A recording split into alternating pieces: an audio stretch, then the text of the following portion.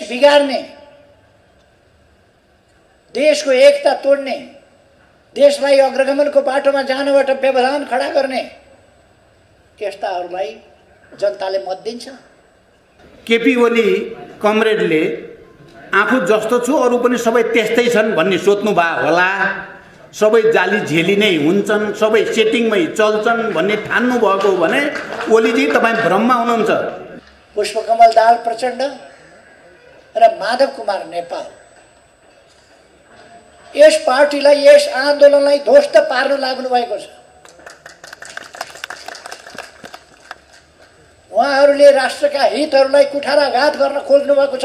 आज मात्रै होइन, पटक पटक मैले अघि पनि सन्दर्भ उल्लेख गरेँ। उहाँहरूका ब्रह्म साथीहरू नपर्नुहोस्। निरङ्कुशताको यो कदम, तानाशाहीतिरको यो कदम, प्रतिगमनतिरको यो कदम का विरुद्ध एकजुट हुन हामीले अपिल गर्न चाहेका छौँ।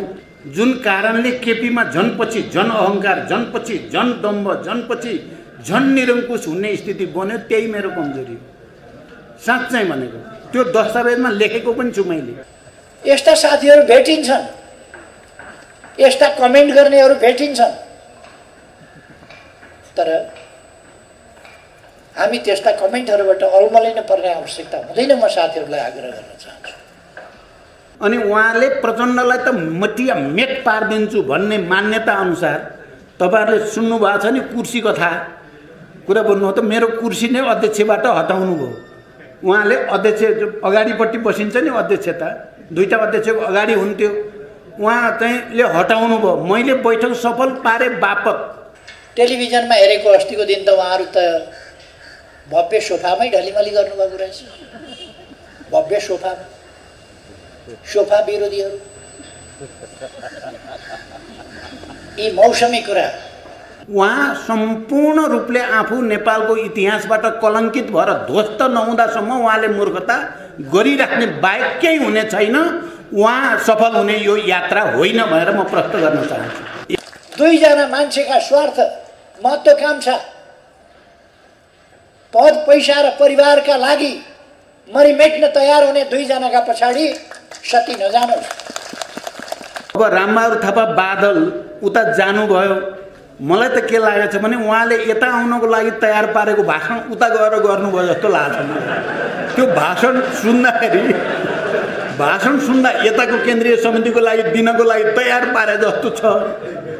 शब्दहरू चाहिँ झुक्किएर उता पुग्नु भएर गर्नुभयो होला, पछि आउनुपर्छ उहाँ यहीँ भन्ने ठान्छु म चाहिँ, अरू भन्न चाहन्छु। यो पार्टीलाई विभाजित गर्नेहरूसँग हामीले गरे अनुनय विनय पनि हामीले गऱ्यौँ कि पार्टीलाई विभाजन गर्ने, नेतृत्वलाई चाहिँ विस्थापित गर्ने, सरकारको नेतृत्वलाई अपदस्थ गर्ने कुरा चाहिँ यो फुटवाद हो। चाहिँ यसरी चाहिँ नेतृत्वलाई चाहिँ विस्थापित गर्ने, अपदस्थ गर्ने वा परिवर्तन गर्ने यो सही तरिका होइन, यो कुनै क्रान्तिकारी तरिका होइन। चुनाव भयो भने चान्स हुँदैन भनेर उहाँहरू भागिरहनु भएको छ। चुनाव भन्ने बित्तिकै आजकल उहाँहरू निद्रामा झस्किनु हुन्छ, चुनाव सम्झिनुहुन्छ जसै। हामी चुनावबाट हामी भागेको भन्ने सवालै यहाँ पैदा हुँदैन। हामीले त संविधानको व्यवस्थाको रक्षा, लोकतन्त्रको व्यवस्थाको रक्षा गर्ने कुरा गरेका छौँ। फेरि यसो सरकारमा पुग्न पाइन्थ्यो कि? त्यसपछि त चान्स चुनाव भयो भने त हुँदैन। देश बिगार्ने, देशको एकता तोड्ने, देशलाई अग्रगमनको बाटोमा जानबाट व्यवधान खडा गर्ने त्यस्ताहरूलाई जनताले मत दिन्छ। केपी ओली कमरेडले आफू जस्तो छु अरू पनि सबै त्यस्तै छन् भन्ने सोच्नु भयो होला, सबै जाली झेली नै हुन्छन्, सबै सेटिङमै चल्छन् भन्ने ठान्नु भएको हो भने ओलीजी तपाईँ भ्रममा हुनुहुन्छ। यो व्यवस्था स्थापना गर्छौँ भनेर हामीले आधा शताब्दी अगाडि घोषणा गरेर, घोषणा मात्रै होइन काम गरेर हामी दुःख, कठिनाइ, जेल, नेल, यातना, भूमिगत निर्वासन सबै कठिनाइहरू सहेर यहाँ आएका। पहिलो तपाईँले भन्नुभयो भने हामीले गर्दा भन्ने कुरा यो दिउँसै रात पार्ने भने जस्तो कुरा हो। मैले अघि भने नि, अब यो भन्यो भने धेरै छन् हेर्नुहोस् कथाहरू है। अघि मैले भने बराबरी हैसियतको अध्यक्षता, आलो पालो अध्यक्षता, आलो पालो सरकार, मैले सताएर उहाँले छोडे हो कि उहाँले सताएर मैले छोडेको हो भनेर तपाईँहरूले हेर्नुभयो भने छ्याङ्गै देखिन्छ। मनोनित गरेका साथीहरूलाई शपथ ग्रहण गराएको, त्यसको अनुमोदन गराएको र केन्द्रीय कमिटीले त्यसलाई अनुमोदन गर्यो र हामीले शपथ ग्रहण गर्यौँ।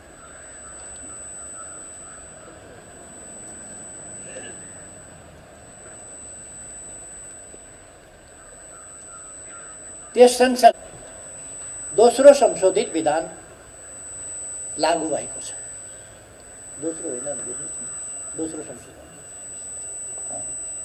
दोस्रो संशोधन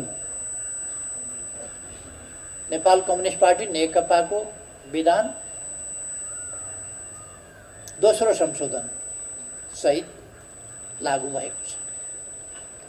हामी त्यस विधान अन्तर्गत नै निर्देशित भएका छौँ। हामीले त्यो विधान दिउँसो 1 बजे 7 गते दिउँसो 1 बजे पारित गरेका हौँ। दिउँसो 1 बजे नै अघिल्ला दिन मैले मनोनित गरेका केन्द्रीय सदस्यहरूको मनोनयनलाई अनुमोदन गरेका। यसरी हाम्रो पार्टीको केन्द्रीय कमिटीको तेस्रो बैठक विधिवत अध्यक्षसँगको परामर्शमा महासचिवले बोलाउनु भएर वैधानिक व्यवस्था अनुसार विधिवत ढङ्गले बसेको बैठक हो। हामीलाई थाहा छ अर्कोतिर केही महत्त्वकांक्षी व्यक्तिहरू, खास गरी यथार्थमा भन्नुपर्दा 2 जना महत्त्वकांक्षी व्यक्तिहरू, 2 जनाको महत्त्वकांक्षा पद प्राप्तिको हतारो, प्रधानमन्त्री भइसकेका, पार्टी प्रमुखको हैसियतमा 1 जना 15 वर्ष प्रमुख भएर चलाइसकेका, 3 कार्यकाल प्रमुख भएर पूर्ण कार्यकाल चलाइसकेका र अर्को 33 वर्षदेखि पार्टी प्रमुख बाहेक अर्थ केही हुँदै नभएका, पार्टी प्रमुखै भएर चलाइराख्या उहाँहरूलाई मेरो त बानी परेको छ प्रमुख हुने भन्ने। मेरो त प्रधानमन्त्रीमा पो रस बस्यो भन्ने। के गर्ने देशका लागि होइन, जनताका लागि के गर्ने होइन, पदमा रस बस्यो, पदमा बानी पर्यो, फेरि हुन रहर लाग्यो, फेरि हुन हतार भयो। त्यसकारण उहाँहरू के न्यु पारेर भन्दा नयाँ जनादेशका लागि प्रधानमन्त्री जनताका बीचमा गयो। यो ताजा सबभन्दा पछिल्लो न्यु हो, पछिल्लो बहानाबाजी हो। उहाँहरूले कहिले न्यु खोज्नु भएन, उहाँहरूले कहिले हत्तो थाप्नु भएन। जहिले पनि तपाईहरुले सरकारको पक्षमा बोलेको त कहिले सुन्नु भएन होला, देशको पक्षमा बोलेको सुन्नु भएन होला। अतिक्रमित भूमि जब हामीले फिर्ता माग्यौं, सम्बन्ध बिगारेको आरोप लगाइयो, जब नक्सा छाप्यौं सम्बन्ध बिगारेको आरोप लगाइयो, हाम्रो भूमि समावेश गरेर नक्सा छाप्दा सम्बन्ध बिगारेको आरोप, भूमि छोडिदिएर सम्बन्ध सप्रिन्छ कि भूमि लिएर वास्तवमा सम्बन्ध सप्रिन्छ, हामीले सम्बन्ध सतार्नुपर्छ यथार्थका आधारमा। तसर्थ हामीले सम्बन्ध यथार्थका आधारमा, वास्तविकताका आधारमा, मित्रताको वस्तुनिष्ठ आधारमा आफ्नो जमिन पनि फिर्ता लिने र सम्बन्ध पनि सुधार्ने त्यो प्रयास गरेका हौँ। त्यस बापत उहाँहरूको विरोध पहिले पनि साथीहरूलाई थाहा छ। पहिले पनि संविधान बनाए बापत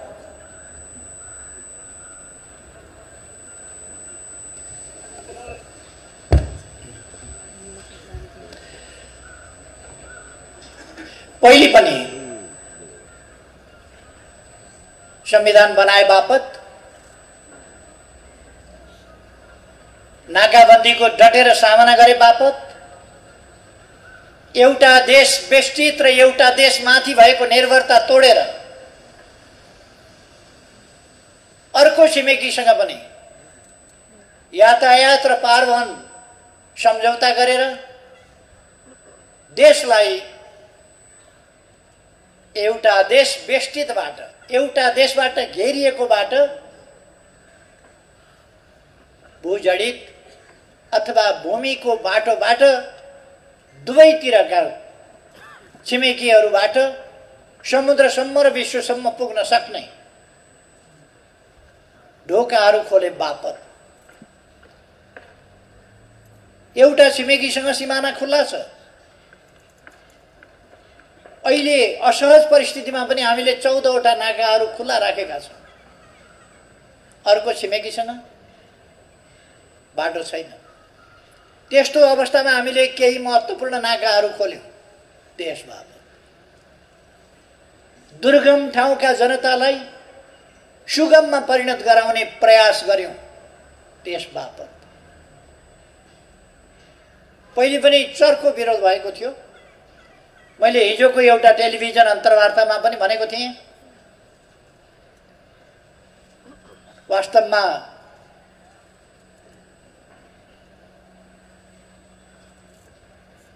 कुन कुन परिस्थितिमा मलाई हटाउने कोसिस हुन्छ, म माथि हमला हुन्छ। यही दुईटा उदाहरण काफी छ। पहिलो पल्ट जुन जुन पार्टीमा भए पनि यिनै अहिलेका व्यक्तिहरू नै हुन् जो हुडलो मचाउन त्यस बेला पनि लागेका थिए र सरकार गिराउन लागेका थिए। यिनै व्यक्तिहरू जुन जुन ठाउँमा भए पनि, हिजो बेग्ला बेग्लै ठाउँमा थिए, आज एकै ठाउँमा भएका, फेरि एकै ठाउँको पनि एउटा जुत्तो बनाएर त्यो जुत्तोतिर कुनातिर गएर साउती गर्ने त्यस ठाउँमा पुगेको छ।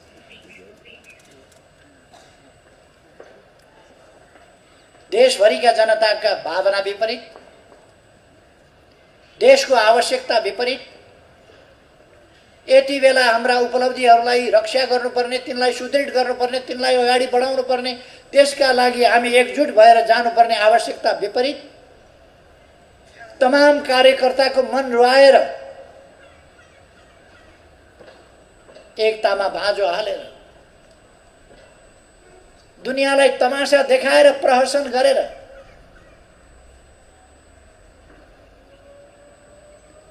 अस्ति नै प्रस्ताव बन्दै थियो। अहिले त त्यो प्रस्ताव होइन, अध्यक्षमाथि स्पष्टीकरण हो। एउटा व्यक्तिले प्रथम अध्यक्षमाथि स्पष्टीकरण माग्यो अरे, एउटा व्यक्तिलाई कसैलाई लड चढ्यो, स्पष्टीकरण माग्यो अरे। संसारमा कहीँ पार्टीमा त्यस्तो सुन्नुभएको छ तपाईँहरूले? प्रथम अध्यक्षलाई अकारण एउटा कोही व्यक्तिले, त्यो व्यक्तिको प्रस्ताव हो, त्यो व्यक्तिको प्रस्ताव पहिले प्रस्ताव बनिएको थियो, व्यक्तिको असभ्यता हो, अशिष्टता हो, गलत मनसाय हो, गलत उद्देश्य हो, गलत नियत हो, गलत बाटोतिर जाने आधार खडा गरेको हो। त्यसलाई प्रथम अध्यक्षमाथिको स्पष्टीकरण भनेर अहिले व्याख्या गर्न थालेको छ। दुनियाँलाई यो थाहा छैन। अझै ठुलो तमासा त निकाले अरे पार्टीबाट भनेर सुन्दैछु। तमासा प्रथम अध्यक्षलाई र जसले 55 वर्ष अगाडि 56 वर्ष अगाडिदेखि आन्दोलनमा सरिक भएर आधा शताब्दी अगाडि एउटा नयाँ आन्दोलनको सुरुवात गर्यो। जति बेला पार्टीहरू टुक्रिएर दबिएर ससाना चोइटाहरूमा सीमित भएका थिए, त्यति बेला नयाँ एकता र एकीकरणको अभियान, नयाँ पार्टी निर्माणको अभियान सञ्चालन गरेर यहाँसम्म ल्याइ पुर्यायो। त्यो व्यक्तिलाई निकाल्यो अरे कसैले लड मन लागेर। मैले हिजोको एउटा अन्तर्वार्तामा भनेको थिएँ, चेस खेल्दाखेरि हुन्छ मैले हात्ती खाएँ भन्छ। यो चेस खेल्दा हात्ती खाएँ भने जस्तै कुरा हो। मैले ओठ खाएँ भन्छ। चेसको गोटी, चेसको खेलमा उठ खान्छ, हात्ती खान्छ। घोडा खाएँ भन्छ, खान्छ। तर राजनीति हो यो। उहाँहरूले थाहा पाउनुपर्छ। म उहाँहरूलाई अहिले पनि आग्रह गर्न चाहन्छु, उत्ताउलिएर अनुशासनहीन भएर भड्किएर नहिँड्नुहोस्। तपाईँहरू फर्किएर सम्हालिएर फेरि पनि आउनुहोस्। हामीले कारबाही गऱ्यौँ, हटायौँ, यस्तो उस्तो भनिराखेका छैन। तर आवश्यक पर्यो भने हामी उहाँहरूलाई हटाउने हैसियत राख्छौँ। हामी चाहन्छौँ हटाउन नपरोस्, उहाँहरू अझै पनि सम्हालिनुहोस्। अहिले सुन्दैछु कार्की ब्याङ्केट कि कता, कार्की ब्याङ्केटमा उहाँहरू न जनयुद्धमा कहिल्यै सामेल भएको, न जनआन्दोलनमा कहिल्यै सामेल भएको, न जिन्दगीमा एउटा जुलुसमा हिँडेको नारायण काजी श्रेष्ठको नेतृत्वमा आन्दोलन गर्ने अरे।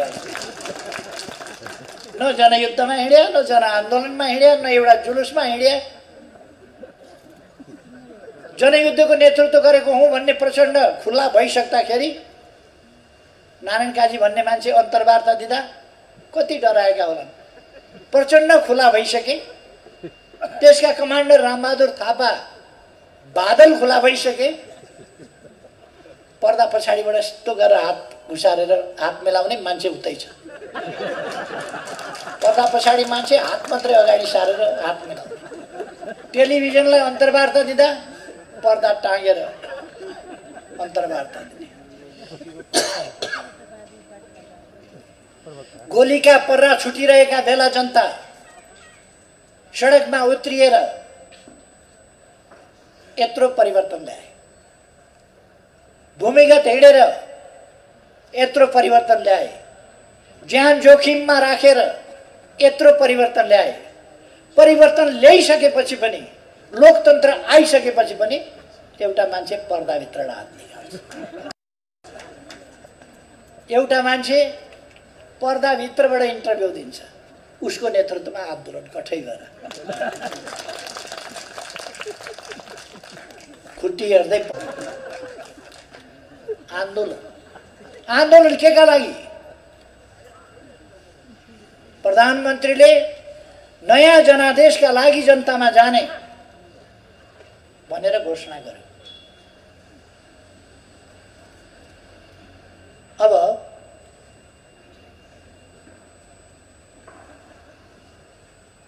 जनतामा जान उहाँहरूलाई यत्रो डर किन? तपाईँ हामी बुझ्न सक्छौँ।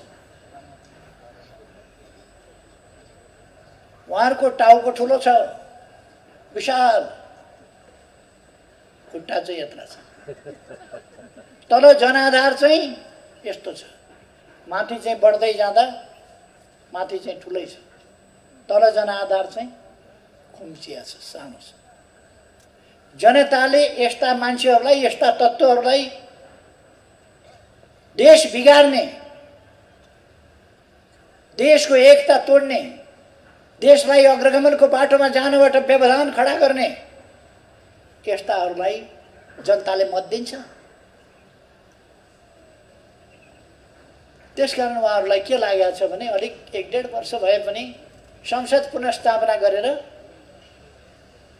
जोड घटाउ, जाल, जेल, टिक्णम, यता सम्झौता, उता सम्झौता, यता मिलन, उता मिलन, यता मेलमिलाप, कसको आशीर्वाद,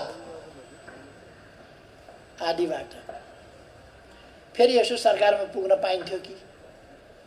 त्यसपछि त चान्स चुनाव भयो भने त हुँदैन। चुनाव भयो भने चान्स हुँदैन भनेर उहाँहरू भागिरहनु भएको छ। चुनाव भन्ने बित्तिकै आजकल उहाँहरू निद्रामा झस् किन हुन्छ? चुनाव सम्झिनुहुन्छ झस्याङ,